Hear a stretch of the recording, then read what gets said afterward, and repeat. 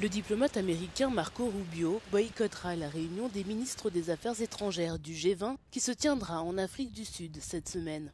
Cette annonce intervient alors que les tensions entre les États-Unis et l'Afrique du Sud ne cessent de croître. Il s'agit de la première réunion des ministres des Affaires étrangères du groupe du G20 depuis que l'Afrique du Sud a pris sa présidence l'année dernière.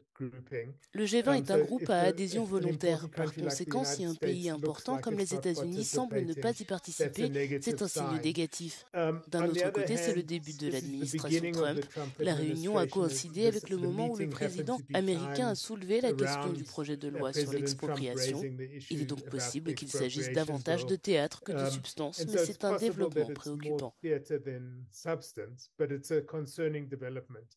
La semaine dernière, le président Donald Trump a supprimé l'aide et l'assistance au gouvernement sud-africain dirigé par les Noirs, comme il l'a stipulé dans un décret présidentiel. L'année prochaine, les États-Unis sont censés succéder à l'Afrique du Sud à la présidence. Cela signifie que les États-Unis devraient jouer un rôle de soutien dans la gestion du G20 cette année et commencer par ne pas assister à la première réunion des ministres des Affaires étrangères n'est pas la meilleure façon d'entamer cet arrangement. Les grandes puissances comme la Chine chercheront toujours à combler un vide si les États-Unis deviennent trop passifs, mais je ne pense pas que ce soit la seule façon possible de procéder.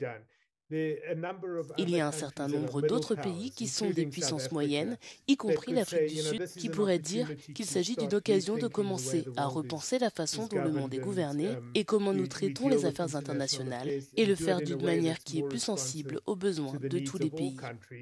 La réunion des ministres des Affaires étrangères du groupe des principales économies du G20 aura lieu les 20 et 21 février. Le thème de cette année est solidarité, égalité et durabilité.